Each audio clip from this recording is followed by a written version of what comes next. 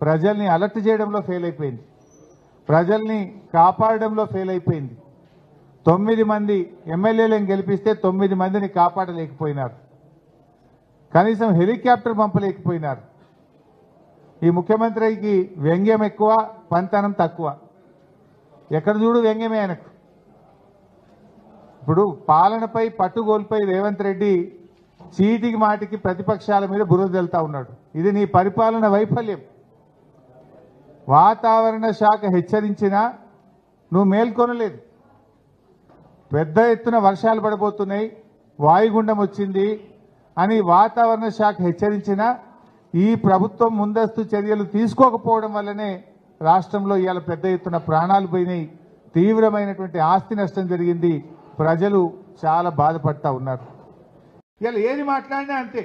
రైతు రుణమాఫీ కాలేదంటే హరీష్ రావు గారు ఇంటింటికి పోయి కాగితాలు జమ చేసి మాకు ఇవ్వాలంటాడు.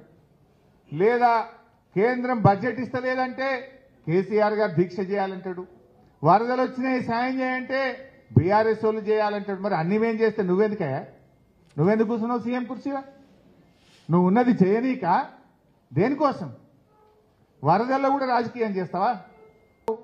మరి ఆ రోజు ప్రతిపక్షంలో ఉన్నప్పుడు చనిపోయిన కుటుంబాలకు 25 లక్షల రూపాయలు ఇవ్వాలని అడిగారు. ఇదే సీతక్క గారు అడిగారు. మేము అడుగుతా ఉన్నాం ప్రభుత్వాన్ని, తక్షణమే చనిపోయిన కుటుంబాలన్నిటికీ 25 లక్షల రూపాయలు ఎక్స్గ్రేషియా ఇవ్వాలి. మీరు గతంలో అడిగిందే నేను చెప్తున్నా, మీకు మాట మీద నిలబడండి. మీరు ఆ రోజు ప్రతిపక్షంలో మాట్లాడారు కదా, అది అందించి కనీసం మాట మీద నిలబడండి. ఇలా ఏ ఇంట్లో చూసినా 5 లక్షల నుంచి 10 లక్షల రూపాయల నష్టం జరిగింది. కనీసం వరదలో పూర్తిగా మునిగిపోయినటువంటి ఇళ్లకు తక్షణమే 2 లక్షల రూపాయల ఆర్థిక సహాయం అందించాలని కోరుతా ఉన్నాం.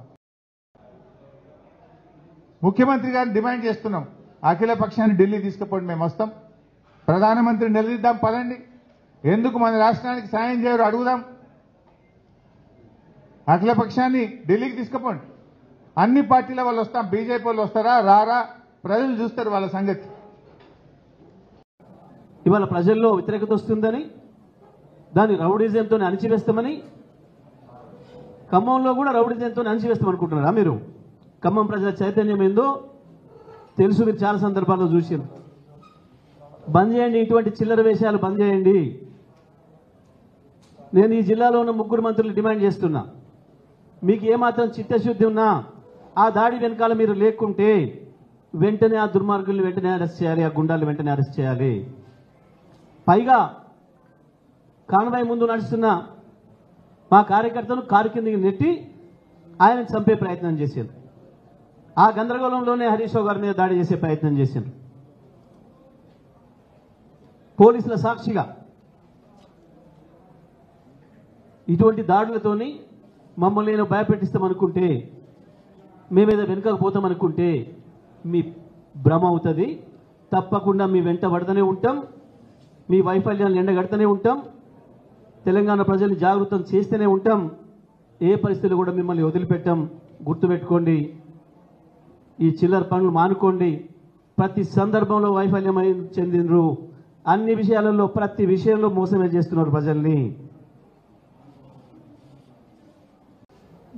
మేము ఖమ్మం సిపిని కూడా డిమాండ్ చేస్తూ ఉన్నాం, వెంటనే దానిపైన విచారణ చేసి జరిగిన దాడికి బాధ్యులు ఎవరో వాళ్ళపైన చర్యలు తీసుకోవాలి. దాంట్లో పోలీసుల పాత్ర కూడా ఎంత మేరకు ఉందో చూడాలి, విచారణ చేయాలి. మీరు కలిసే వచ్చిండ్రు, ఉదయం నుంచి తిరుగుతున్న మా వెంట ఒక్క పోలీసు వాళ్ళు లేరు. 4 శాసనసభ్యులు మాజీ మంత్రులు వచ్చి తిరుగుతుంటే, మాజీ శాసనసభ్యులు ఎంపీలు ఎమ్మెల్యేలు బృందం తిరుగుతుంటే ఒక పోలీస్ కానిస్టేబుల్ కూడా లేని సందర్భంలో ఉదయం నుంచి ఇప్పటి వరకు ఎందుకు కాంగ్రెస్ గుండాలు దాడి చేసే సమయంలోనే పోలీసులు వచ్చిండ్రు, తెలుసుకొనే బదులుకొనే వచ్చిండ్రు. ప్రజల తిరుగుబాటుకు రౌడీలకు ఎక్కడ తన్నులు పడతాయన్న భయానికి ఆ రౌడీని కాపాడుకోవడం కొరకే పోలీసులు వెంట ఇచ్చి పంపించిండ్రు. కానీ నిజంగా ప్రజల తిరుగుబాటు మొదలైతే ఈ పోలీసులు కూడా మిమ్మల్ని కాపాడలేరు, మీ రౌడీలను కాపాడలేరు, గుర్తుపెట్టుకోండి.